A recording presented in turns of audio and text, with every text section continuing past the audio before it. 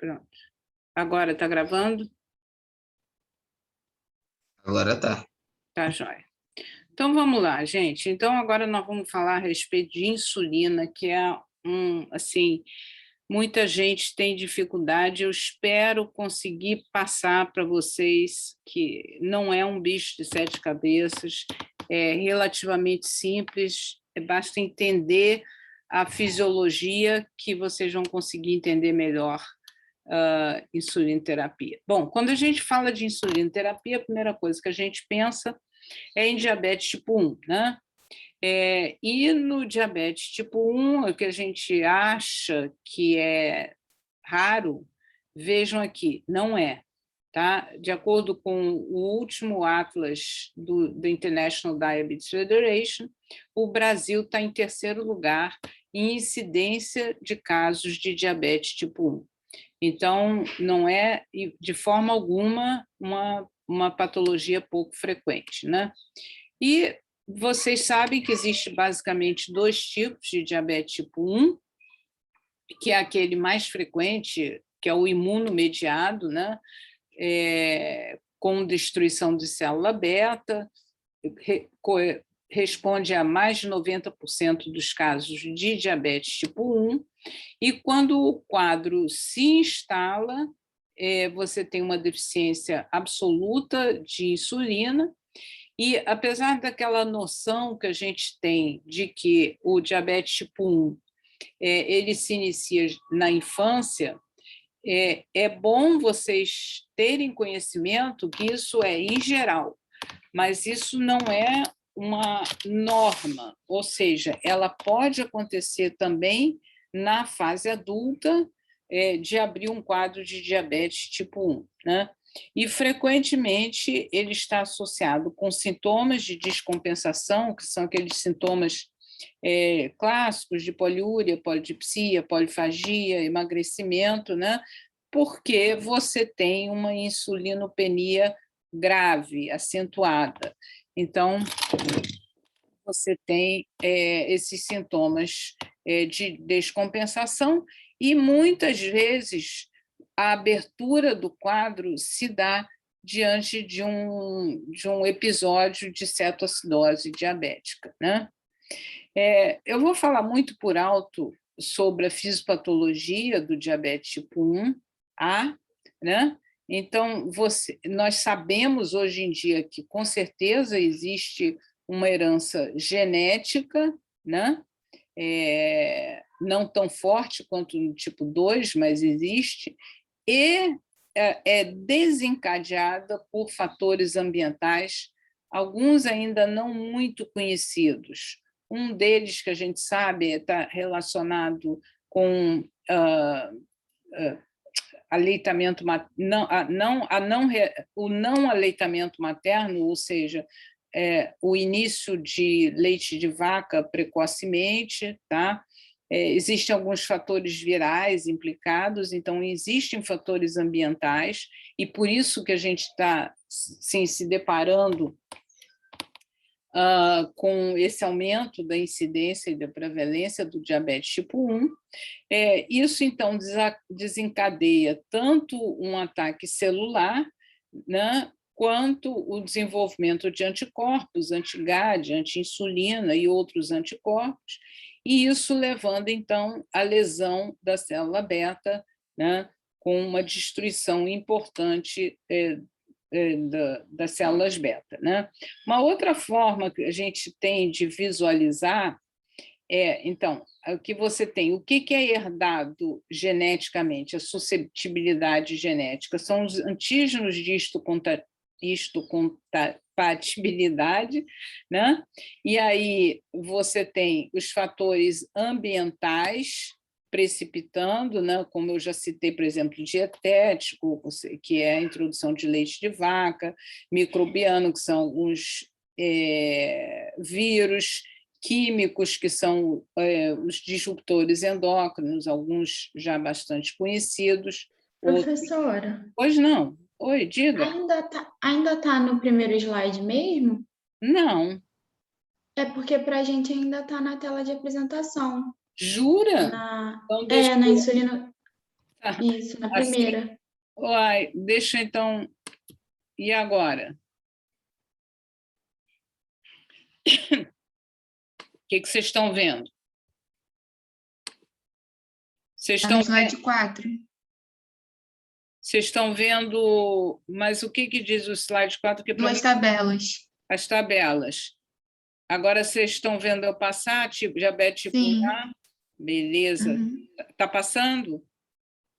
Assim. Fisiopatologia. Agora tá. Oba, tá? Estão vendo um coloridinho, bonitinho? Então? Sim. Sim. Então tá. Então, vamos lá. Então, como eu estava falando, então, a susceptibilidade genética, os antígenos de histocompatibilidade, né? Aí, como eu citei, os fatores ambientais, que são os fatores precipitantes, então, aquele indivíduo que tem o antígeno de histocompatibilidade fica exposto aos fatores ambientais, desencadeia a ativação de uma resposta imunológica, né? E aí imunológica e inflamatória, e começa, então, a destruição da célula beta. Né? Nessa fase, então, você já tem o surgimento dos autoanticorpos, a destruição, e aí existe uma tentativa de regeneração da célula beta, né? Por isso que essa daqui não é uma linha contínua, né? E aí, o que você vê? Você vê, então, que aqui existe uma diminuição abrupta da insulina sérica e um aumento da glicemia, um aumento mais acentuado da glicemia. Mas é importante vocês terem conhecimento de que, apesar de que a instalação se faz de uma forma abrupta, esse processo já se inicia alguns anos antes, e existem grupos estudando, quer dizer, tentando formas, tratamentos para evitar essa eclosão, quer dizer, fazendo o diagnóstico ainda nessa fase mais prematura, através da detecção de autoanticorpos, para evitar o desencadeamento do quadro de diabetes tipo 1. Muitas vezes ocorre, após a abertura do quadro, um período que é chamado período de lua de mel, em que aparentemente existe uma melhora do diabetes, o paciente passa a necessitar de doses muito baixas de insulina, né? E depois dessa fase, que é chamada de fase de lua de mel, então, novamente, o quadro de diabetes, quer dizer, retorna com a insulinopenia acentuada e hiperglicemia bastante marcada. Mais uma vez, em relação ao tratamento do diabetes tipo 1, a gente tem que ter, o objetivo é manter a glicemia e a hemoglobina glicada o mais próximo possível do normal, evitando, sempre que possível, a hipoglicemia. Então, lembrando a vocês, mais uma vez, apenas mantendo a glicemia e a hemoglobina glicada próximo do normal é que vai se conseguir evitar as complicações crônicas e as complicações agudas. Né? Como o diabetes tipo 1 é uma doença de origem autoimune, é recomendado, quando você diagnostica um paciente, fazer a avaliação da função tiroidiana com dosagem de TSH e anticorpos, né, no momento do diagnóstico e a cada ano também, ou então antes de 1 ano ou 2, se houver algum quadro clínico sugestivo de hipotiroidismo. Tá? Por quê? Porque essa associação é bastante comum. Outra associação comum é a doença celíaca, né, e que também deve ser rastreada, no diabético tipo 1, principalmente se houver baixa estatura ou se houver sintomas gastrointestinais, né? Em indivíduos adultos não é recomendado, mas pode ser considerado na presença de sinais clínicos, né, de doença celíaca. E uma outra comorbidade que pode vir junto com o diabetes tipo 1 é a insuficiência adrenal autoimune e a gastrite autoimune, mas que só devem ser rastreadas no caso de haver suspeita clínica. Então, as metas de controle são: a glicemia pré-prandial está em torno de 70 a 130, a glicemia pós-prandial de 70 a 180, ao deitar 120 a 180, e glicemia da madrugada 80 a 140 e uma hemoglobina glicada menor do que 7. Tá? Bom, como é que a gente, então, avalia o controle de um diabético tipo 1? Vejam bem, como ele tem falência, uma deficiência muito acentuada de insulina, ele sofre com flutuações muito grandes da glicemia, né? Então, a glicemia, apesar de que a gente faz, né, a glicemia capilar, mas ela precisa ser feita com muita frequência, porque a glicemia varia muito durante o dia. Então, o paciente pode acordar com uma glicemia boa, digamos, de 100, e sei lá, meia hora depois já está com 200. Então, é sempre importante passar essa informação para o paciente, dizer, olha, a glicemia capilar, ela só vai dar a glicemia do momento. Então, é muito importante fazer várias medidas durante o dia para ter uma ideia do controle glicêmico. A hemoglobina glicada, ela dá uma ideia da glicemia média passada, né? Dos últimos 2 a 3 meses. Então, é como um espelho retrovisor. Você não sabe como é que está hoje, você sabe como é que estava há 2 meses atrás ou há 1 mês atrás, né? E a monitorização contínua, que é o que eu comecei a mostrar para vocês, o LibreView, né? A colocação do Libre, que esses pacientes se beneficiam muito com o Libre. Então, deixa eu explicar um pouco para vocês a respeito da variabilidade glicêmica que a gente observa. Vocês já viram um pouquinho naquela aula anterior, mas aqui está de uma forma para reforçar isso, né? Então, a respeito da variabilidade glicêmica. Em primeiro lugar, vamos olhar aqui esses 2 gráficos hipotéticos, né? Você pode ter 2 hemoglobinas glicadas iguais, digamos, de 7 ou 7,5, com muitas flutuações ou com poucas flutuações durante o dia. Então, a hemoglobina glicada, ela te dá uma informação grosseira do controle glicêmico, mas não te dá a informação de variabilidade glicêmica. Essa informação você não tem com a hemoglobina glicada. Você não visualiza se houve hipos, se não houve, não, você não vê nada disso.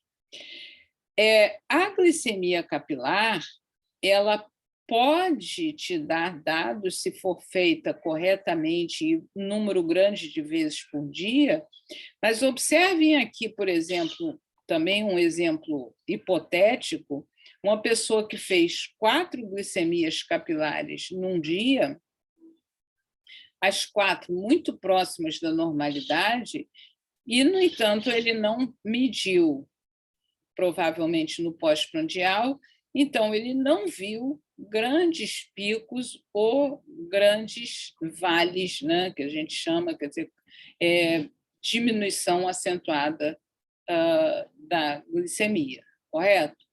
Então, cada forma de avaliar tem suas vantagens e desvantagens, e vocês precisam conhecer isso para poder interpretar. Se chega um paciente para você, vamos pegar um exemplo, com a glicemia capilar, chega para consulta, a glicemia capilar linda, mas uma hemoglobina glicada elevada, você já sabe que ele está fazendo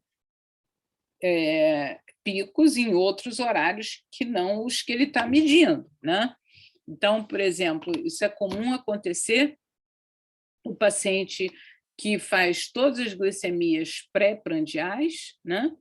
E aí ele faz a glicemia pré-prandial, está tudo lindo, maravilhoso, mas aí quando ele chega com a hemoglobina glicada, você vê que a hemoglobina glicada está alta, e aí só tem um motivo possível, né?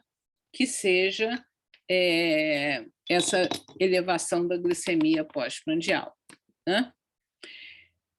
Da mesma forma que o diabetes tipo 2, o tratamento do diabético ele precisa de educação, dieta, atividade física, insulina e monitoramento da glicemia.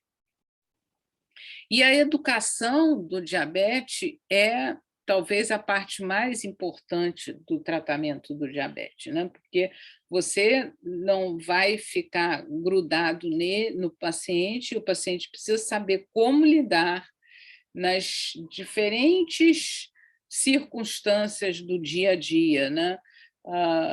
Digamos, um estudante que está nervoso com a prova, ano de vestibular, ou como é que ele faz em um outro exemplo, um paciente que é atleta, como é que ele deve manejar a glicemia dele durante uma competição.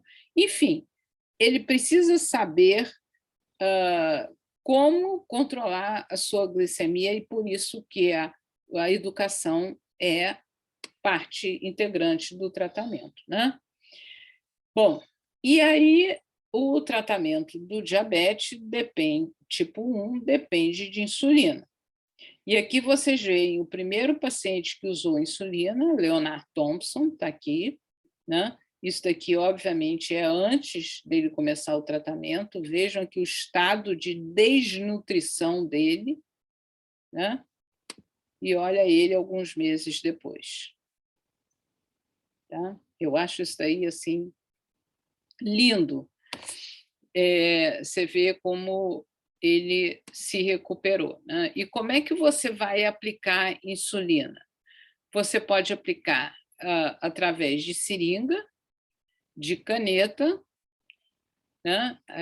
A seringa, você precisa ter o frasco, né? A caneta, ela já vem com capulha aqui dentro, então a insulina já vem aqui dentro, ou através de bomba de insulina, e aí o capulho com a insulina vai ficar armazenada aqui, e o paciente programa essas bombas de insulina. Se utiliza apenas insulina de ação rápida e ultra rápida, né? E ele tem tanto o modo de infusão basal, né, para fazer a insulina basal, quanto a insulina em bolos, que é quando o indivíduo vai se alimentar, né, para fazer uma dose extra de insulina. É importante chamar a atenção para o paciente ficar de olho no tempo de validade, né, como conservar, armazenar e transportar, ensinar o paciente como é a administração de insulina, como preparar a insulina, porque, por exemplo, a insulina NPH ela precisa ser homogeneizada, precisa ensinar a ele locais e técnicas de aplicação, então tudo isso é super importante, né? Mas como vocês talvez já tenham visto, não sei se vocês já tiveram a oportunidade de ver lá no nosso ambulatório algum paciente com diabetes tipo 1, o paciente ele precisa usar o esquema que nós chamamos de insulina basal bolos, né? Por quê? Porque a gente tem que imitar o que acontece numa pessoa não diabética. Então, deixa eu mostrar para vocês como é que é isso, né? Numa pessoa não diabética, existe uma insulinemia basal, né? Insulinemia basal, e quando a pessoa se alimenta, vai haver uma resposta com maior secreção de insulina. Então, para evitar a subida muito exagerada da glicemia, há necessidade de um aumento da produção de insulina. E aí a insulina, depois da refeição, volta a cair, e sobe mais uma vez depois do almoço e sobe mais uma vez depois do jantar. Isso daqui é feito nos Estados Unidos, que é onde realmente o indivíduo come muito no café da manhã e na janta e come pouco no almoço. E a glicemia, então a insulina, ela segue as elevações de glicemia. Por isso que a gente, então, você ter em mente esse quadro, que é isso daqui que você vai tentar, através do uso de insulina, de mimetizar. Então, é uma insulina basal e uma insulina prandial para cobrir as alimentações, né? Então, nós temos as insulinas basais. Existe a insulina NPH, que é distribuída no SUS, né? E existem os análogos de insulina, que são esses daqui. Reparem a grande diferença diz respeito a pico, né? Então, a insulina NPH, ela tem pico, e as outras, elas não têm pico. A duração de ação da NPH é em torno de 10 a 16 horas, por isso que, geralmente, no paciente tipo 1, a gente tem que usar 2 doses e, muitas vezes, 3 doses de basal por dia, né? O que não ocorre quando a gente lança a mão de um dos análogos de insulina, que a gente normalmente pode fazer apenas uma aplicação de basal. E existem as insulinas rápidas, aqui a regular, que é a disponível no SUS, e aqui os análogos de insulina, uma Log Novorapid e a Apidra, e aqui a ultra rápida, que é o Asparte. Eu gostaria que vocês analisassem aqui esse quadro e prestassem atenção nos tempos de ação dessa insulina rápida. E me digam qual é a conclusão que vocês chegam quando vocês olham isso.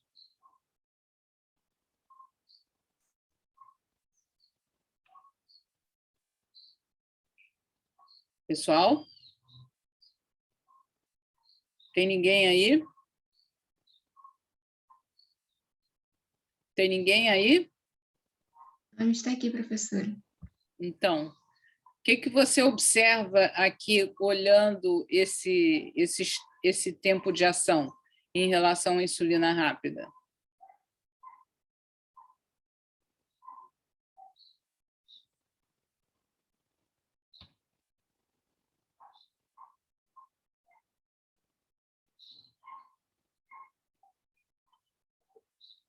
Gente, Não sei, professora, como assim? A diferença? sim. Para que a insulina rápida é usada? Ela não é Professora, usada. Oi, fala. acho que as insulinas rápidas normalmente são usadas pré alguma refeição, né? Aquela Perfeito. coisa rápida que você quer. Exatamente, é usado pré-refeição. Então, o esquema basal bolos, você faz um basal e você faz o bolos, que é a insulina rápida. Então, o que você vai recomendar para o teu paciente que ganha no SUS a insulina regular?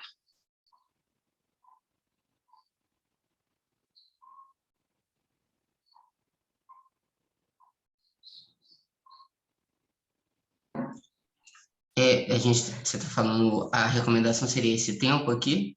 Exato, Esse exato. tempo, né? Ele não poderia usar 5 minutos, por exemplo. Ele teria que ir 30 a 60 minutos antes da refeição. Perfeito, exatamente, perfeito, exatamente isso, tá? Então, um dos grandes problemas da insulina regular, que é disponibilizada no SUS, é que para fazer, como a regular, ela é utilizada para refeição, né? Ela precisaria ser administrada precisa ser administrada 30 a 60 minutos antes de cada refeição para evitar aqueles picos hiperglicêmicos, ok? Então, era isso que eu queria chamar a atenção de vocês, né? Que é diferente dos análogos de insulina, que eles têm tempo de ação inicia mais rápido, né? Então, aqui, mais uma vez, aquele slide que eu projetei na última aula, mostrando os tempos de ação. Então, aqui o NPH, aqui a regular, aqui as insulinas de ação rápida, e aqui a ultra rápida, que realmente tem início de ação imediato, né? Bom, então, como a gente usa esquema de insulinização basal bolos, a gente vai usar o basal o que a gente tem que ter em mente? Que o basal serve para evitar a lipólise e a liberação hepática de glicose no período entre as alimentações, tá? Se lembrem que um indivíduo que não tem insulina, ele vai fazer liberação hepática de glicose, então por isso que ele precisa ter a insulina basal. E o bolos ele vai ser para evitar as hiperglicemias e para corrigir as hiperglicemias. Então, como é que a gente inicia a insulinização de um paciente diabético tipo 1? A gente inicia com uma dose de 0,5 a 1 unidade por quilo por dia, sendo que metade dessa dose ela é usada como insulina basal e o restante dividida em forma de bolos, né? E a gente vai titular a dose baseada inicialmente na glicemia em jejum e posteriormente nas glicemias pós-prandiais, né? E a necessidade diária varia muito de paciente para paciente, de acordo com o tempo de diabetes que ele tem, de acordo com biotipo, de acordo com a atividade física, de acordo com uma série de coisas. Chama a atenção de vocês que, por exemplo, é muito comum mulheres no período pré-menstrual terem um aumento da necessidade de insulina. Então, apresentam pacientes que muitas vezes usam uma dose, por exemplo, 50 unidades de dia, ao todo, basal bolos, e que a gente, no período pré-menstrual, tem que aumentar, porque precisa de maior necessidade de insulina. Então, é uma coisa extremamente dinâmica, né? E a gente usa o esquema de múltiplas doses. Quando a gente usa NPH, devido ao seu tempo de ação, a gente tem que usar pelo menos 2 vezes ao dia, mas muitas vezes a gente usa 4 vezes ao dia. Já as insulinas, já os análogos de insulina mais antigos, digamos assim, que é a glargina 100 e detemir, 1 a 2 vezes por dia, e a glargina 300 ou degludec, essas podem ser administradas apenas 1 vez ao dia.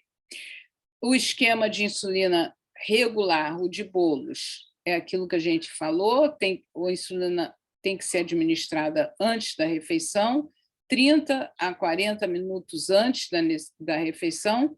Já os análogos de insulina rápida podem ser administrados 5 a 15 minutos antes, e o de ultra rápida pode ser prescrito imediatamente antes ou mesmo logo após a pessoa terminar a alimentação. Em relação ao bolos, que é a insulina rápida ou ultra rápida, né? Ela é baseada na sensibilidade individual de cada um. Tá? Vocês não vão precisar decorar isso, mas é absolutamente fundamental vocês entenderem isso. Isso tem que ser entendido, tá? Então, chama a atenção de vocês, que é a questão da glicemia, ou da titulação de insulina para a refeição, né? Então, cada indivíduo tem a sua sensibilidade. E como é que a gente avalia a sensibilidade?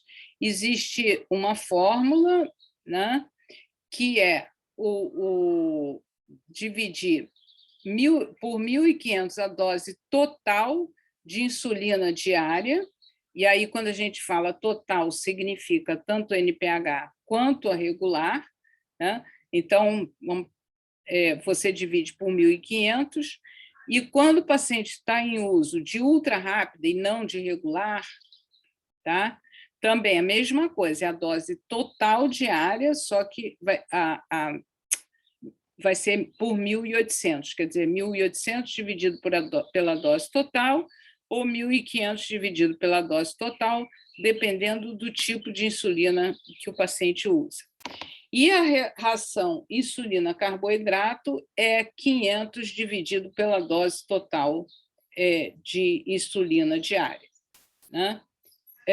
Por que isso é importante vocês compreenderem? Porque isso daí é algo inteiramente individual. Então, depende de uma série de fatores, peso, altura, atividade física e sensibilidade à insulina. Por isso que não existe uma dose, você dizer, por isso que você tem que titular a dose de insulina, né?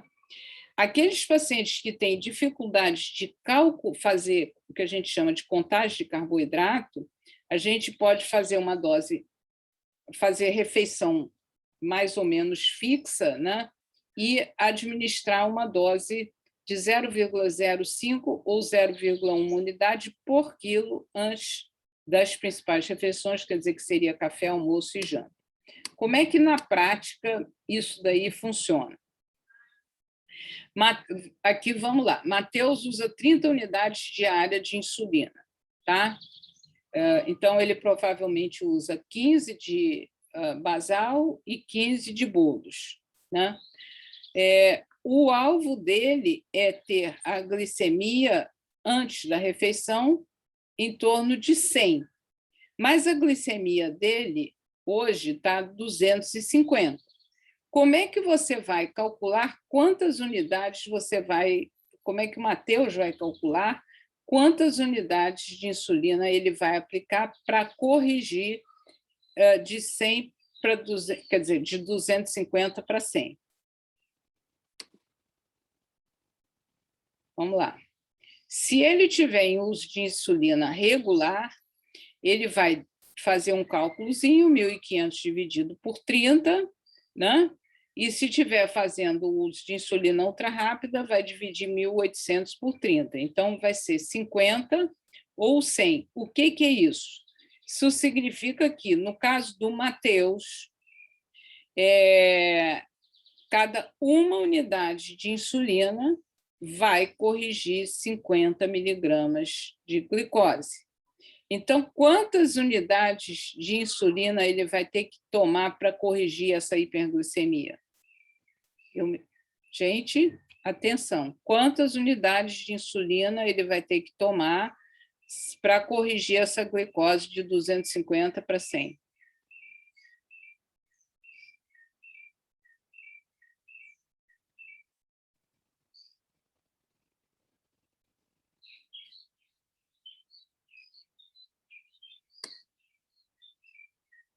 Vamos lá, gente. Tem alguém aí? Tem, professora. Então, Me perdi um pouquinho. tá. Pelo visto, só tem você e você está perdido. Tá ruim, então. Então, vamos lá.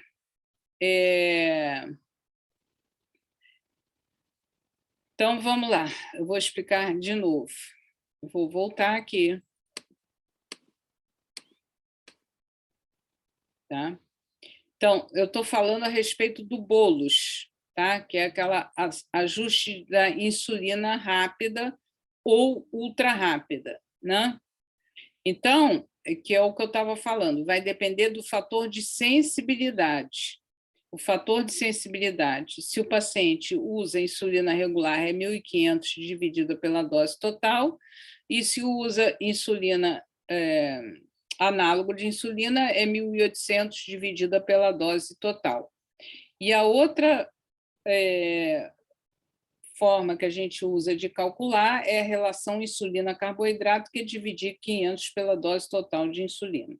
Então, no caso aqui do Matheus, ele usa 30 unidades diárias de insulina. Tá?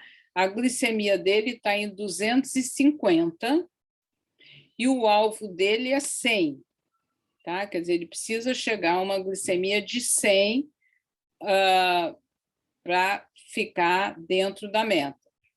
Se ele usa insulina regular, então vai se dividir 1.500, que eu disse que é a constante para quem usa insulina regular, 30, que é a dose de insulina que o Matheus necessita por dia. Tá? Então, 1.500 dividida por 30 dá 50. Dá 50. Quantas unidades de insulina regular o Matheus vai ter que tomar para corrigir essa glicemia?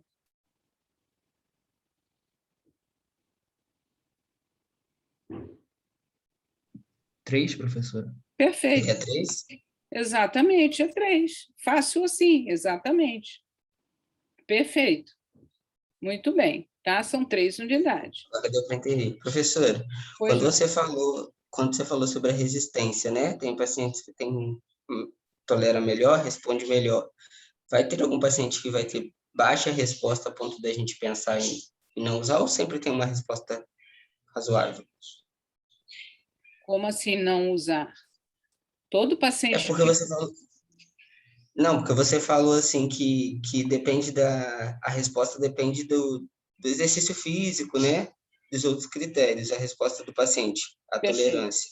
Perfeito. Tem pacientes que vai ter uma resposta muito baixa? Tem pacientes que necessitam doses muito elevadas de insulina, apesar de serem diabéticos tipo 1. Tem paciente que eu já peguei paciente que usava mais de 100 unidades por dia de insulina. Por isso que é importante entender essa questão de entender a questão de individualização do tratamento do diabetes, tá? Porque como a necessidade de insulina é extremamente variável, muito variável, não existe, não é possível, é impossível você fazer uma receita de insulina para diabético. Entendeu? Você precisa calcular cada um e ver quanto que ele vai precisar. Consegui entender. Obrigado. Tá? É por isso que eu digo, é importante entender. Tá? É claro que vocês, quando se formarem, daqui a 2 anos, vocês já vão ter esquecido, mas vocês sabem, e tendo entendido, vocês vão lá procurar no aplicativo, ou vão procurar no livro, né? Como é que é mesmo que faz o cálculo, no caso da necessidade de você atender um paciente. E isso, tipo 1 ou tipo 2 insulina dependente. Tá? Bom, então, no caso aqui do Matheus, o que eu fiz? O que você fez corretamente? Você falou para o Matheus, Matheus, você vai tomar 3 unidades para corrigir a tua glicemia, que está muito alta nesse momento, perfeito?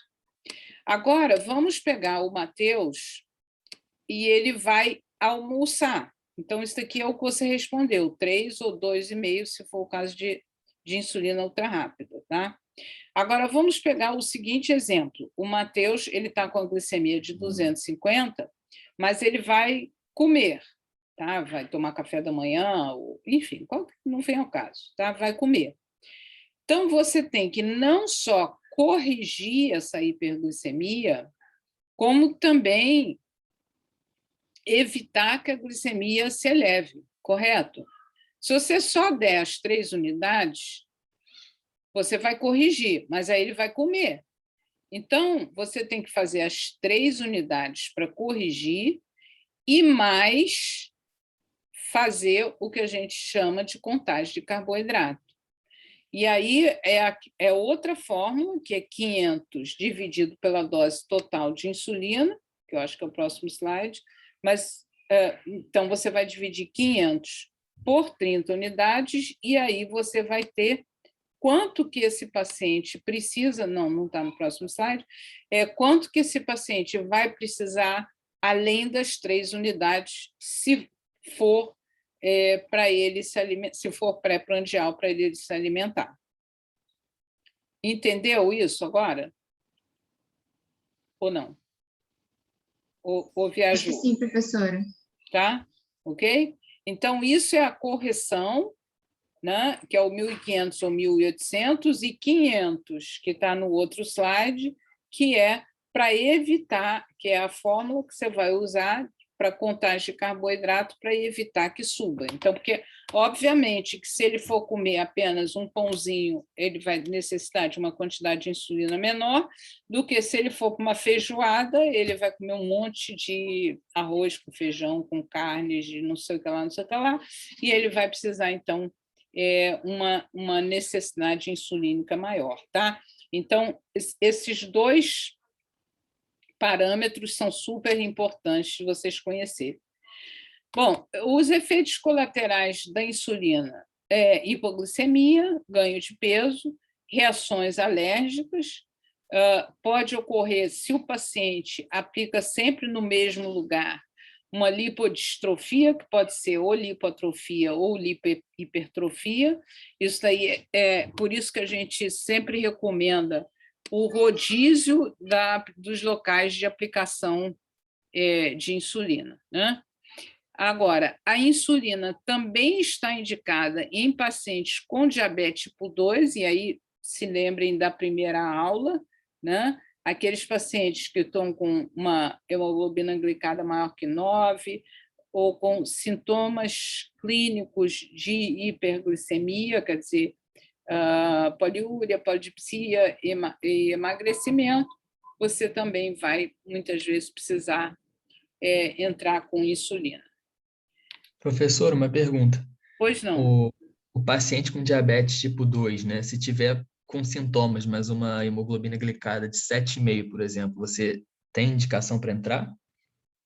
Não, mas eu também não consigo entender como é que um paciente vai estar com sintomas e hemoglobina glicada de 7,5. Aí você precisa entender... como é que é teu nome? Guilherme. Guilherme. Aí, Guilherme, você vai precisar entender por que ele está com hemoglobina glicada de 7,5.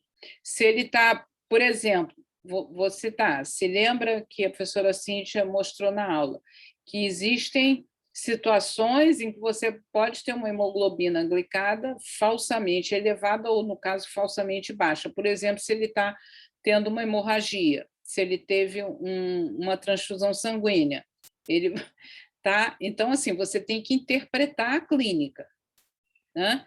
Você tem que interpretar o dado, Guilherme, do paciente, como é que ele está com hemoglobina glicada de 7,5 e está com poliúria, polidipsia e polifagia. As duas coisas não estão batendo, né?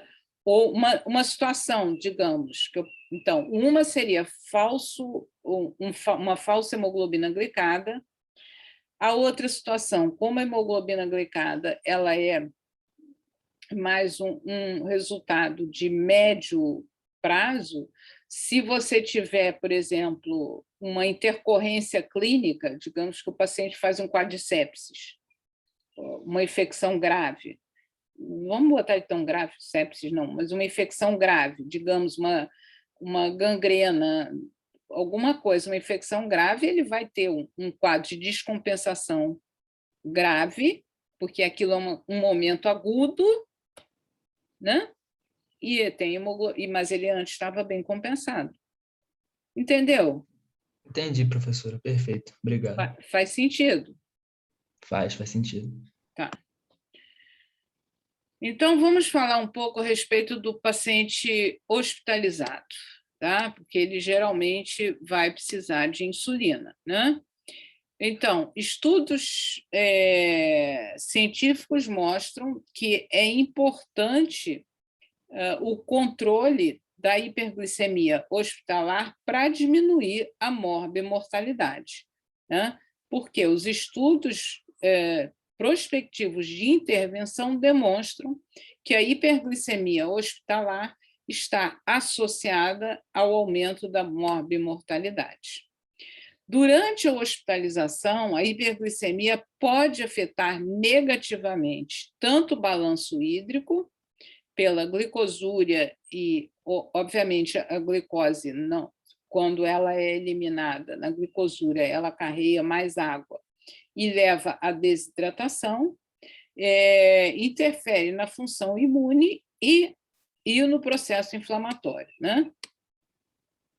Então, a maioria dos estudos de insulinoterapia intensiva na UTI não sustenta a hipótese de benefício com metas muito rígidas.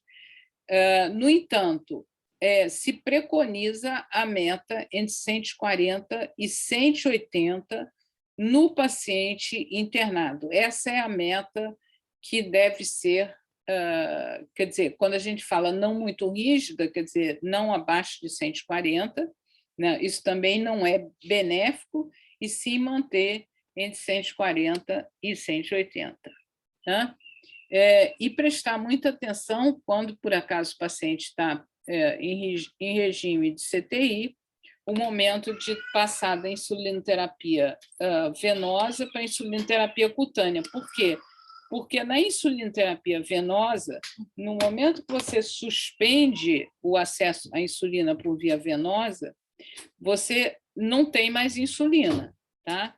E a subcutânea, ela vai levar um tempo até, dependendo de qual insulina você usa, vai levar um tempo até ela começar a fazer efeito. Então, se você vai suspender a insulinoterapia venosa, é recomendável você começar a subcutânea, aí depende de qual insulina você vai usar, se você vai, então, vai começar 15 minutos antes, 1 hora antes, ou quanto tempo antes você vai iniciar essa insulinoterapia, né? Dependendo do caso, o paciente não precisa necessariamente insulinização, ele pode continuar só com os antidiabéticos orais que ele vinha tomando, né? Apesar de que a metformina, por causa do risco de acidose lática, ela deve ser descontinuada, né? Então, se for fazer uma intervenção cirúrgica ou o paciente for submetido a um contraste radiológico, deve ser suspendida a metformina. E os outros agentes podem ser mantidos, tipo inibidor do DPP-4, dependendo do caso, você também pode manter análogo, o bloqueador, inibidor de SGLT2. Aí é muito uma questão, você tem que entender a patologia do paciente e saber se esse paciente vai ter condição de manter com aquela droga oral que usa ou não, tá? Aqui eu gostaria de chamar a atenção de uma coisa importante, que é a questão das sulfanilureias. porque as sulfonilureias elas podem levar à hipoglicemia, como vocês viram, né? E aí normalmente o paciente internado, ele não, muitas vezes ele também não se alimenta, né? Então o risco de hipoglicemia é um risco sério que precisa ser considerado. Então muitas vezes a sulfonilureia ela precisa ser descontinuada, né? Em caso de cirurgia eletiva, o paciente deve ser preparado o máximo possível, né, para estar melhor possível na cirurgia, né? Além do controle, também tomar cuidado com as outras eventuais comorbidades que esse paciente tenha, né? E sempre fazer uma boa avaliação cardiovascular, uma vez que a gente sabe que esses pacientes eles têm maior risco cardiovascular. E aí, dependendo do caso, a suspensão da droga oral. Agora, no caso de uma cirurgia de urgência, né, aí a gente vai ter que manter o máximo possível da hidratação e controlar o paciente com insulinas de ação rápida ou análogos de insulina ultra rápida, aqueles análogos mais modernos, né? E nesses casos de cirurgia de urgência, a gente normalmente lança a mão da bomba de infusão de insulina, em que a gente dilui 100 unidades de insulina regular ou do análogo em 100 ml e calcula o dripping ao redor de 0,1 unidade por quilo, mas isso daí vai ter que ser individualizado também, aquela coisa, paciente grande obeso ou com resistência insulínica grande vai precisar de doses maiores, né? Bom, eu recomendo fortemente a todos vocês baixarem esse aplicativo, que é um aplicativo que é muito simples de ser usado, é gratuito, para paciente, para você usar a insulina no paciente que está internado, tá? Nós, endocrinologistas, contraindicamos de uma forma assim, muito, como é que eu vou dizer, muito enfática, o não uso daqueles esquemas que a gente vê com muita frequência nos hospitais, que diz assim, se a glicemia do paciente estiver entre 140 e 200, usar 2 unidades, de 200 a 240, usar 4 unidades. Isso daí, quer dizer, a gente vê, infelizmente, com muita frequência, no CTI tal usa isso, na enfermaria tal usa esse esquema. Nós contraindicamos isso e preconizamos o uso de aplicativos que vão te dar uma segurança muito maior e o tratamento correto do paciente, porque é fácil de vocês entenderem que, por exemplo, um paciente que está muito grave, que tem um processo inflamatório, por exemplo, grave, ele vai precisar de uma dose de insulina muito maior do que um outro paciente que está menos grave, ou um paciente que é mais gordo vai precisar de mais insulina do que um paciente que é mais magro, enfim. É absolutamente condenado pela endocrinologia, de uma forma geral, o esquema fixo de uso de insulina. Então, ou vocês fazem o cálculo direitinho, ou então usam esse aplicativo, tá? Isso aqui é apenas que ele vai te dar direitinho, tá? Você responde as perguntas, se é homem, se é mulher, idade, peso, tá?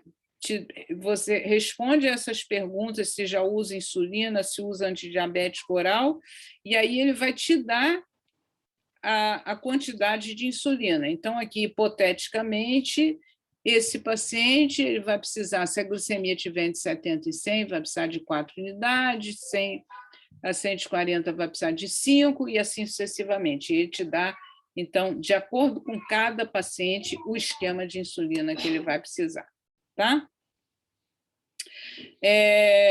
Em relação, então, às complicações agudas do diabetes, quer dizer, nós vamos falar a respeito da cetoacidose e do estado hiperosmolar, primeiramente, e depois nós vamos falar da hipoglicemia, né?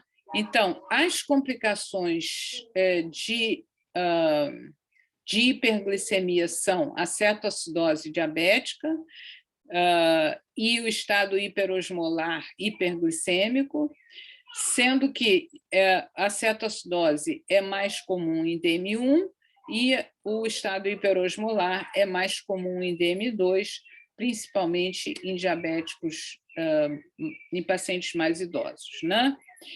A mortalidade do estado hiperosmolar é muito mais alta, é bastante elevada, né? Até porque, em geral, são pacientes mais idosos, e o que leva ao pior prognóstico são os extremos de idade, o fato de estar em coma ou a instabilidade hemodinâmica. Quais são, então, os fatores precipitantes que podem levar a essas complicações agudas? A mais comum de diabetes tipo 1 é o paciente que não é diagnosticado, quer dizer, ele começa em casa, a criança ou o adolescente, ou mesmo o adulto, como eu falei, então ele começa com um quadro de poliúria, polidipsia, não é diagnosticado corretamente, e aí o paciente já chega no hospital com um quadro de cetoacidose. Outros fatores precipitantes podem ser infecção, intercorrências clínicas, seja infarto, pancreatite, queimadura, uso de drogas, né? Corticoides, por exemplo, antipsicóticos também, abuso de droga, cocaína e transtornos alimentares que também podem levar ao desencadeamento dessas complicações agudas que cursam com hiperglicemia. Vamos lá. Fisiopatologia é muito diferente entre uma e outra. Então, vamos lá. Vamos pegar os casos do paciente que tem uma deficiência absoluta de insulina, né? Então, ele tem, que é o caso do diabético tipo 1. Então, ele tem um aumento, por ter deficiência absoluta de insulina, ele tem aumento da lipólise. Se tem aumento da lipólise, tem aumento da liberação de ácidos graxos pelo fígado, aumento da cetogênese e diminuição, claro, da reserva alcalina. Então, você tem a cetoacidose, tá certo? Corpos cetônicos e diminuição da reserva alcalina. Então, você tem acidose e cetoacidose. Você pode ter como consequência disso uma hiperlipidemia, basicamente uma hipertrigliceridemia, principalmente, né? Então, isso é que leva à formação de cetoacidose.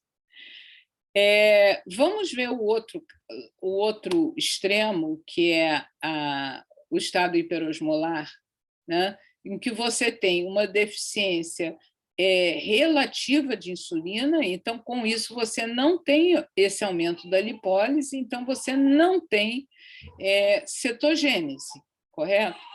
Mas como num caso como no outro, você tem, pela situação de estresse, seja pela infecção, seja por o que for, você tem aumento dos hormônios contrarregulatórios, né? Que são principalmente o cortisol e o glucagon.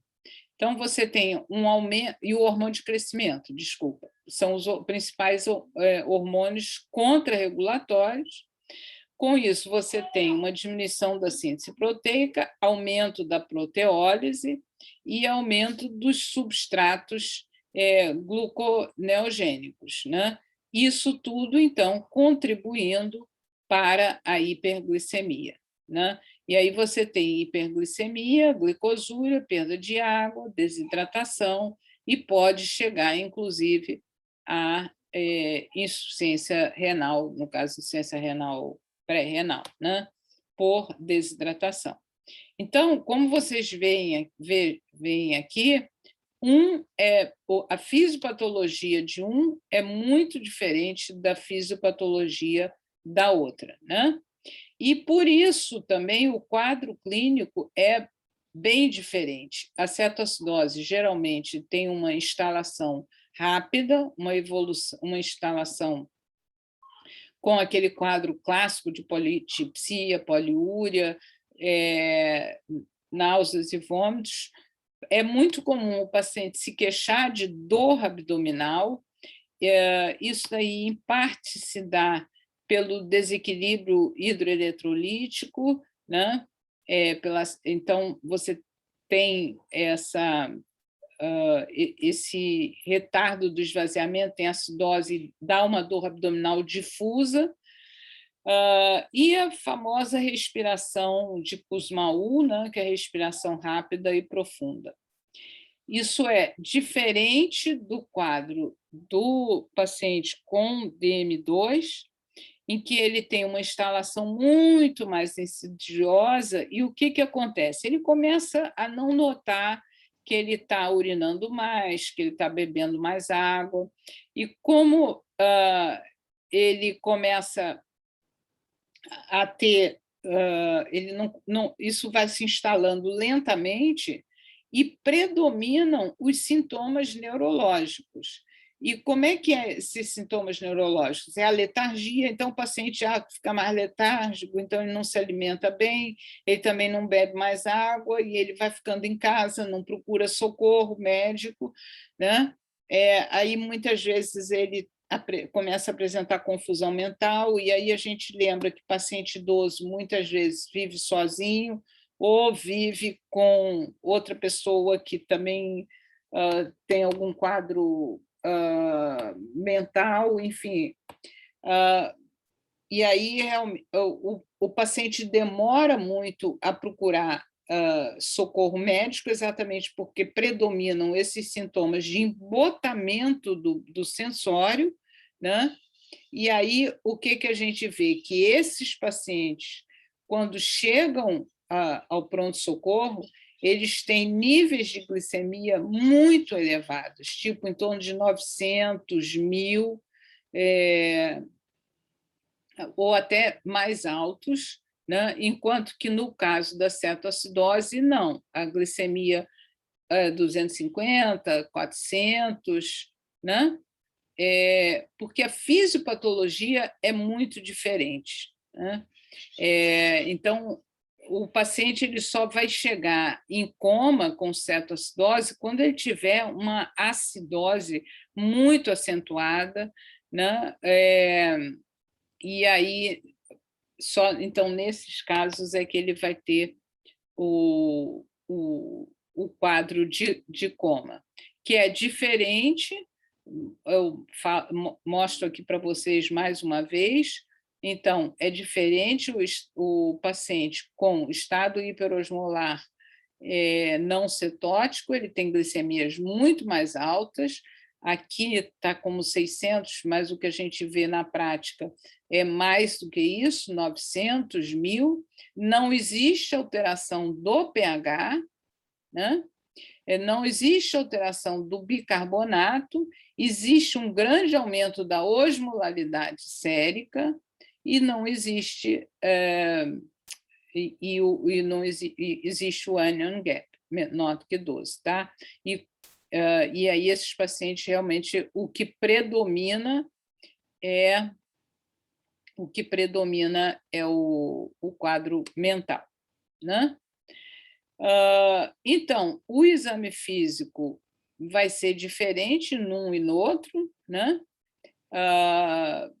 Então, você vai ter o hálito cetônico na cetoacidose, o nível de consciência pode variar, mas você dificilmente, quer dizer, é mais comum um indivíduo com cetoacidose estar letárgico e com e o estado hiperosmolar está mais comatoso, o grau de desidratação também é mais acentuado na cetoacidose, a respiração de Kussmaul, que eu já falei anteriormente, que vocês já conhecem já de longa data, a questão da dor abdominal, e que você pode ter no estado hiperosmolar não cetótico, você vai ter sinais neurológicos, que é o que realmente predomina no quadro desses pacientes, né? Então, como é que você vai agir diante de um paciente com uma intercorrência aguda como essa? Você vai colher a amostra de sangue, venoso ou arterial, você é obrigado a fazer o hemograma, glicemia, ureia, creatinina, eletrólitos, obviamente, e gasometria, né? E no exame de urina, você vai ver os elementos anormais e vai ver cetonúria. Eletrocardiograma é importante no mais idoso para afastar infarto e no paciente mais jovem para você poder observar as alterações do potássio, né? E aí muita coisa do que está aqui vai ser individualizado, né? Não obrigar. Então, por exemplo, agora, sei lá, na época do Covid, raio-x de tórax era mandatório, né? Então, assim, sempre individualizar cada paciente, né? Então, é importante vocês terem conhecimento do seguinte: a leucocitose você vai observar mesmo se o paciente não tiver infecção. Apenas os pacientes com uma leucocitose mais acentuada, acima de 25.000, é que realmente vai fazer você pensar mais num quadro infeccioso, né? A ureia aumenta pela desidratação, não é outra causa. A creatinina também pode se elevar, mas é uma falsa elevação por presença de cetoácidos. E aí você vai ver a gasometria, você vai ver a acidose metabólica, se está compensada ou pela alcalose respiratória, e a questão do bicarbonato, que não varia significativamente se a amostra é arterial ou venosa. O sódio, o mais comum é você encontrar, hiponatremia, né? Não só devido à perda, né? Vômito, náusea, vômito, perda renal, como também pela transferência do espaço intra para o estado extracelular. O potássio, você pode ter tanto hipercalemia, quanto normocalemia, quanto hipocalemia, vai depender do que está preponderando no teu paciente, se é o estado catabólico, se é a perda através de vômitos ou perda através da urina. Então, você pode encontrar tanto o potássio aumentado, quanto normal, quanto diminuído, né? O fósforo, normalmente, você encontra no início uma hiperfosfatemia e que tende, com o início da insulinoterapia, a uma hipofosfatemia. O cloro, que está diminuído pelos vômitos, né? Vamos lá. E como calcular o anion gap? Então, é o sódio menos o cloreto mais o bicarbonato, que é o valor de referência de 8 a 10. Isso é obrigatório você calcular quando você está tratando um paciente com cetoacidose diabética. E no paciente com estado hiperosmolar não cetótico, você deve calcular a osmolalidade efetiva, que é através do sódio dosado, quer dizer, essa fórmula daqui, 2 vezes o sódio, mais a glicose dividida por 18, né? E que você, então, também deve calcular para acompanhar o tratamento do teu paciente, né? Professora, Pois não. você Oi. falou sobre o potássio ali, né? Sim, pacientes com, eu não sei se tinha um valor de referência, para eu repor, por exemplo, da insulina, não posso ter hipopotassemia, né? sim, sim. Aí qual que é o valor de referência que a gente usa? Olha, o ideal é você acompanhar, até porque, deixa eu te explicar uma coisa. Quando você vê o potássio plasmático, tá? Você não tem uma noção exata de como está o potássio intracelular, tá certo? Então, o ideal nesses casos é você rodar um eletro, e se o paciente tiver hipopotassemia intracelular, você então pode fazer a insulina, porque o potássio vai entrar vai entrar e não vai gerar nenhuma arritmia cardíaca. Então, assim, você deve se basear muito mais no potássio intracelular e que você avalia através do eletrocardiograma, tá? Entendi. Tá bom. Obrigado. Nada. Bom, então, isso aqui eu já falei. Então, a questão do exame de urina, amostra, você vai colher tanto você vai, como eu já falei, você vai colher o EAS, que você vai analisar tanto ver se tem infecção urinária, se tem nitrito, etc., se tem hematúria, enfim, tá? E a questão da cetonúria, que é uma informação importante, que é o seguinte: essas fitas reagentes que normalmente se usa para avaliar se existe cetonúria, tá? Elas reconhecem apenas o acetoacetato, que só está presente no início da cetoacidose. Mais tarde, você vai ter ainda o beta-hidroxibutirato, e esse não é medido nessas fitas de exame de urina, tá? Então, nesse sentido, é importante fazer o acompanhamento através da glicemia, da cetonemia, tá bom? Então, como é que você vai acompanhar o paciente? Então, com a glicemia sérica, né, a cada 1 a 2 horas, os eletrólitos, né, bicarbonato e pH, e não acompanhar a cetonúria, que é isso que eu já expliquei anteriormente. Importante no tratamento dessas intercorrências é a manutenção das vias aéreas pérvias, né? Principalmente passar uma sonda nasogástrica, porque se o paciente vomitar, para evitar aspirar, né?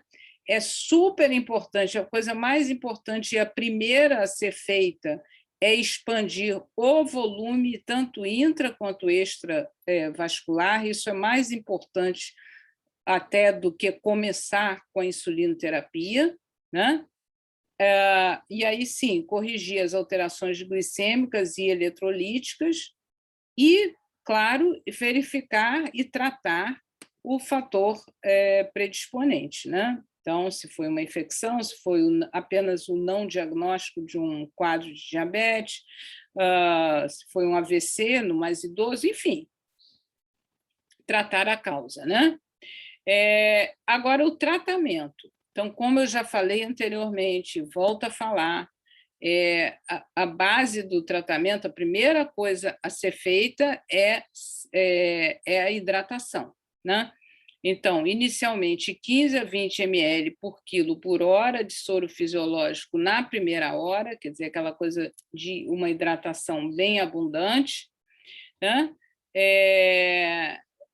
O sódio, quer dizer, aí você vai usar o soro fisiológico de 0,9 ou 0,45, de acordo com o sódio corrigido, né?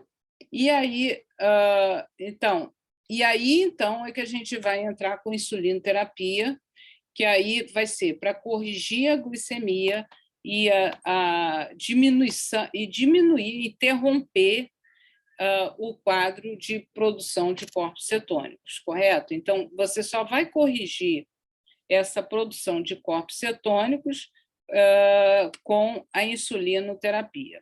E aqui, então, respondendo à tua pergunta, não iniciar o potássio enquanto estiver menor do que 3,3 miliequivalentes, tá? E como é que você vai fazer a insulinoterapia? Né? Você, então, vai fazer em bolos, como eu também falei anteriormente, você dilui 100 unidades em 100 ml e faz 0,1 unidade por quilo, né? E aí você fica observando a glicemia, tá? Veja bem, é importante, mais uma vez, você não ficar focado apenas na glicemia, né? E sim você focar se o paciente está melhorando do quadro de cetoacidose. Então, não precisa ter tanta urgência de corrigir a glicemia, a maior preocupação é você corrigir a formação de corpos cetônicos e a hidratação desse paciente. Até porque, assim, eu esqueci de falar isso, quando você prepara esse dripping de insulina, né, você dilui os 100 unidades em 100 ml, você primeiro precisa desprezar um pouquinho dessa solução que você fez, que é porque parte dessa insulina ela fica agregada ali no como é que se diz? No equipo, tá? E ela, então, não... ela inicialmente ela precisa ser desprezada porque inicialmente ela fica no equipo e não é infundida, tá? Então isso aí é um cuidado importante para ser usado nesses pacientes, tá? Então, quando a glicemia chega em termos de 200, no caso de cetoacidose, ou 300, no caso do estado hiperosmolar, você já pode diminuir a infusão de insulina, ou mesmo pode associar soro glicosado, né? Veja aqui que nós não estamos tão preocupados com a questão da glicemia, a gente está mais preocupada com a questão da hidratação e com a questão da lipólise e da formação de corpos cetônicos, né?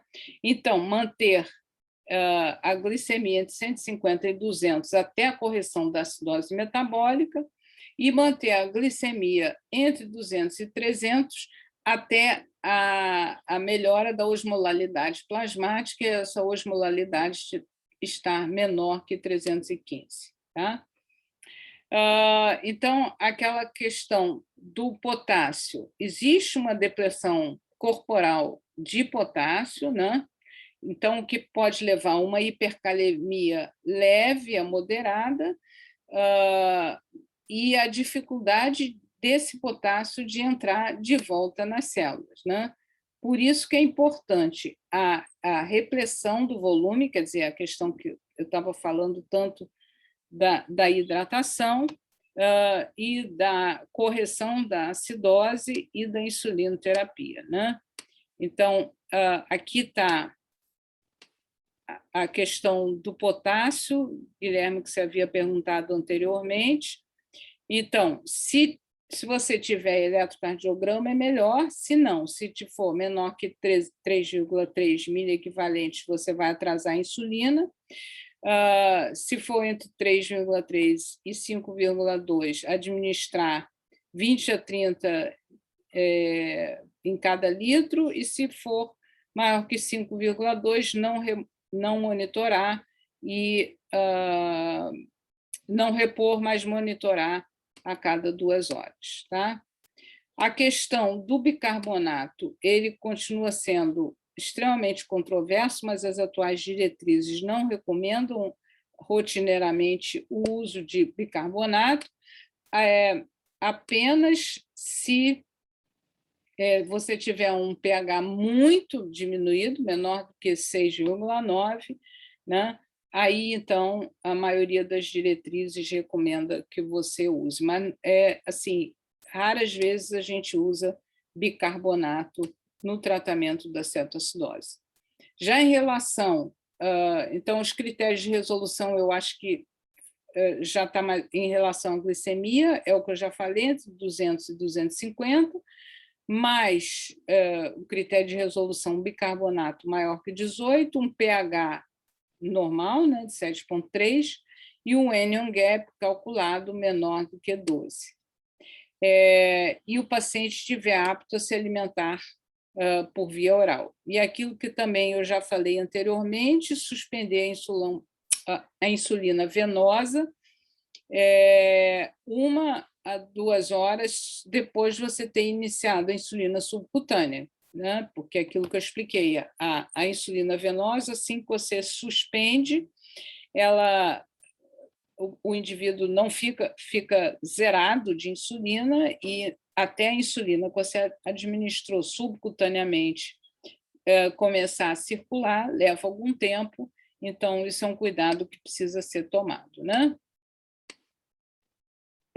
Os critérios de resolução do estado hiperosmolar hiperglicêmico é a normalização da osmolaridade e o indivíduo está capaz de se alimentar.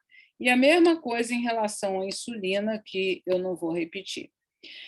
Agora, quando eu falo tantas vezes que o importante é você não se preocupar tanto com a correção da hiperglicemia, e sim da hidratação e do estado geral e do grau de acidose, tá?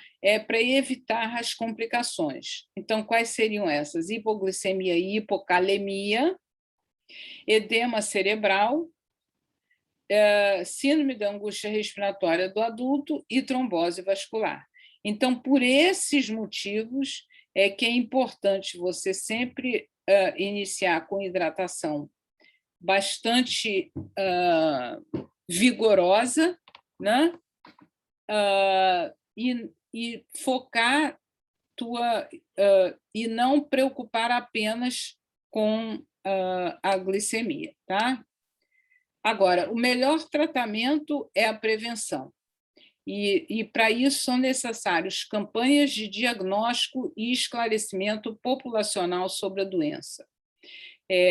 Infelizmente, a gente ainda vê em centros mais retirados, né, mais longe dos grandes centros, pessoas que abrem o quadro de cetoacidose diabética, quer dizer, pessoas que abrem o quadro de diabetes não são diagnosticadas a tempo e aí evoluem para a cetoacidose e, às vezes, muito grave quando chegam ao hospital. Então, a melhor tratamento para a cetoacidose é exatamente a prevenção, e para isso é necessário campanhas de diagnóstico e esclarecimento da população sobre a doença, e a educação e a adesão do paciente ao tratamento. Então, explicar ao paciente quais são os primeiros sinais e sintomas que ele pode sentir, para que ele, então, deva ou mesmo aumentar a dose de insulina ou procurar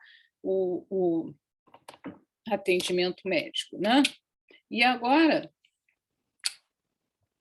eu vou falar para vocês de uma complicação muito comum, tá? Muito mais comum do que a cetoacidose, ou o estado hiperglicêmico, que é a hipoglicemia, né? Isso daí é extremamente comum e vocês vão se deparar com isso. E, em primeiro lugar, eu preciso dar a definição da hipoglicemia. Para você definir um indivíduo como hipoglicemia, ele precisa ter a tríade de WIPO. Quais são? O sintoma de hipoglicemia, né? Seja os sintomas centrais, seja os sintomas adrenérgicos, precisa ter a glicemia diminuída, né? E que esses sintomas melhorem com a administração da glicose exógena. Então, essa é a tríade de Whipple, e que normalmente nós nos baseamos nessa tríade para fazer o diagnóstico da hipoglicemia. Quais são as causas de hipoglicemia? excesso de insulina, né? Seja exógena ou endógena. Então, aí, endógena é, por exemplo, o caso do DM2, que está usando glibenclamida, né? Então, ou então o caso de insulinoma, também são causas de hipoglicemia endógena. Omissão de alimentação, então, paciente que usa a sua dose de insulina, mas esquece ou fica preso no engarrafamento ou qualquer coisa do gênero, e excesso de exercício. Então, toma insulina, não se alimenta e vai fazer exercício. E os sintomas, então, os sintomas eles são divididos em sintomas autônomos, né, que são palidez, sudorese, tremor, taquicardia, sensação exagerada de fome, a neuroglicopenia, que é a alteração do humor, confusão mental, convulsão. Então, gente, é importante vocês terem conhecimento disso, porque o paciente pode se tornar agressivo, pode se tornar, quer dizer, ter uma atitude imprópria, tipo começar a tirar roupa, né? Então, isso são sinais de neuroglicopenia. Pode ter também alteração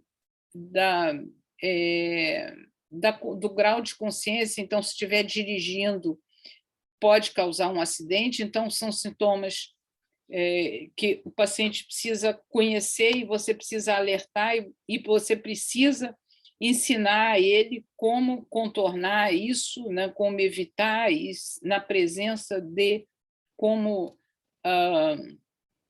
sair disso, né? E pode ter, paciente mais idoso, você pode ter complicações cardiovasculares, né? Arritmias, isquemia e elevação da pressão arterial. Isso daqui, inclusive, essas complicações cardiovasculares foram vistas num estudo científico que foi realizado alguns anos atrás, num grupo de pacientes portadores de diabetes tipo 2, que eram veteranos nos Estados Unidos, veteranos de guerra, né? E foi tentado, era um estudo científico para ver o controle, para avaliar os benefícios, na época, para avaliar os benefícios e ou malefícios do controle intensivo do diabetes, e foi visto uma frequência muito alta de arritmia nesses pacientes, tá? Então, como é que vocês vão orientar o paciente a tratar essa hipoglicemia, né? Então, se não houver perda de consciência, uma colher de sopa de açúcar, ou mel, ou um copo de suco, ou um copo de refrigerante, e sempre orientar o paciente é o seguinte: ele ingere essa quantidade de carboidrato e vai aguardar 15 minutos para reavaliar. Não adianta reavaliar depois de 5 minutos, fazer a glicemia capilar, porque não vai ter ainda tido tempo de melhorar a glicemia. E isso é algo que a gente vê com muita frequência, porque o paciente ele tem aquele mal-estar, né? Ele fica ansioso para melhorar o seu mal-estar, e muitas vezes, então, ele ingere uma quantidade muito grande de açúcar ou de refrigerante e que só vai fazer com que haja uma hiperglicemia de rebote. Quando o paciente perde a consciência, ou a gente tem que fazer administração endovenosa de glicose, ou o paciente deve fazer o uso de glucagon. O paciente diabético tipo 1 deve ter consigo sempre, sempre que possível, a injeção de glucagon para tratar a sua hipoglicemia. E é muito importante, lembrem-se que eu sempre falo nas aulas que é importante a questão da educação. né? Então, o próprio paciente, além dele saber como ele deve se tratar, como ele deve, quais são os cuidados que ele deve ter, o que ele deve ter consigo, que ele deve ter açúcar, ou que ele tenha glucagon, que ele tenha também uma carteirinha de identificação, ou de preferência, assim, uma tatuagem, né? Para que realmente, se, por exemplo, se uma pessoa é encontrada inconsciente na rua ou começa com digamos, uma pessoa começa a tirar a roupa no meio da rua por estar fazendo uma hipoglicemia, né? Então, isso é muito importante, orientar o paciente a fazer isso. Então, basicamente, era isso que eu queria falar para vocês, tá? Então, eu vou fazer rapidamente aqui a chamada mais uma vez. Avisem os colegas para virem para responder a chamada, por favor. Então, Ana Flávia, Ana Isabel, Ana Júlia, Presente. Ana Carla, Ana Paula, Ana Luísa, Presente. Antoine, Caroline, Clarissa. Presente. Qual Clarissa? Ferreira. Ok. Clarissa Vasconcelos, não? Cláudio Eduardo. Presente. Débora. Eduardo Guimarães. Heitor. Emílio. Presente. Gabriel. Gabriela. Presente. Gabriela. Isso. Ok. Peraí que eu botei errado. Ah, não, tá certo. Gabriela, tá. Giovana. Glaziele. Presente. Guilherme. Presente. Gustavo. Presente. Hélio. Presente. Isabelle. Isadora. Presente. Qual Isadora? A Nunes. Ok. Isadora Rosa? Não? Presente. Ok. João Vitor? Estou aqui, professor. Ok. João Vitor Romão? Espera aí, esse João Vitor que falou que está presente, qual é?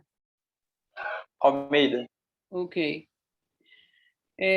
Júlia Baltazar? Ela falou no chat, professora, ela está sem microfone. Ok. Júlia Domingues? Professor, eu tô pelo da Giovana, eu moro com ela. Tô aqui, eu tô sem áudio. Espera aí, como você está sem áudio se eu estou ouvindo você? Não estou entendendo. Não, eu tô pelo da Giovana, que mora comigo. Espera aí, e você é quem? Júlia Domingues. Vou mandar no chat para você. Ok. É porque eu tô sem áudio. Tá, então você está sem áudio e você... tá, agora que eu entendi. Mas e a Giovana? Cadê a Giovana? Eu tô aqui também. Tá, ok. Agora entendi. Obrigada, Karina, professora. nada. Karina. Presente. Leonardo. Não. Lívia. Luana. Presente. Luísa Leite. Presente. Luísa Melo. Presente. Luiz Felipe. Presente. Manuela. Presente. Marcela. Maria Clara. Presente, professora. Oi. Maria Eduarda. Presente, professora. Maria Luísa. Presente. Mariana Freitas, Renato Ferraz, Presente. Sara Michalski, Presente, professora. Vitor Aires, Vitor Rocha, Presente, professor. Vitória Abreu, Presente.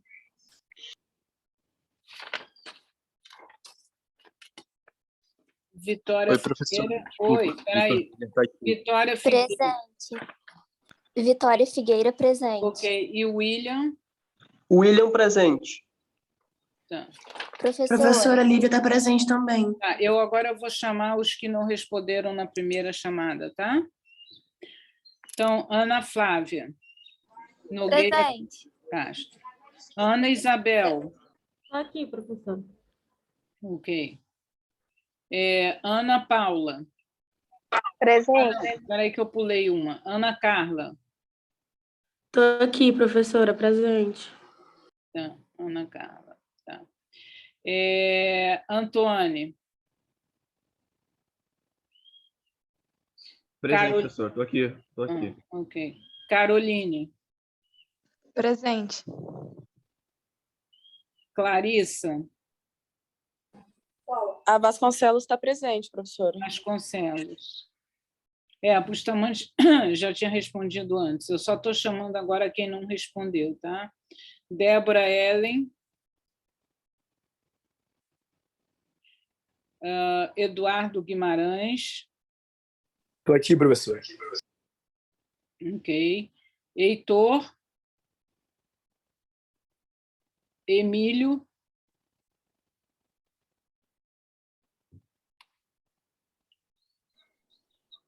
Gabriel de Lima. Presente, professor. Tá. Isabelle de Moraes. Oi, professora, estou aqui. Uhum. João Vitor. João Vitor Romão, professor? Estou aqui. Uhum. João Vitor Romão. Leonardo Luiz Gama. Não. Lívia Gonçalves. Presente.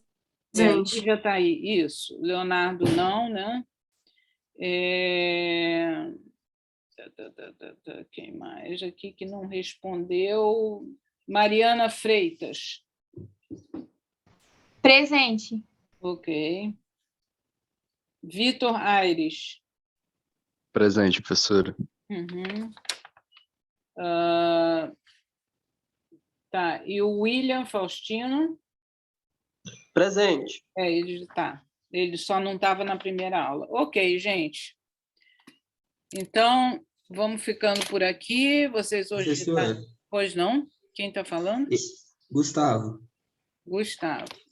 Eu Fala. mandei um e-mail para vocês, aí a professora Cíntia falou que eu estou com uma falta no ambulatório do dia 17.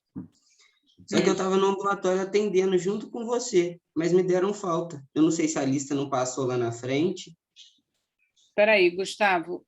Deixa eu primeiro encerrar aqui. Você fica aí para eu falar contigo? Só um minutinho. Tá bom. Só um minutinho. Interromper compartilhamento.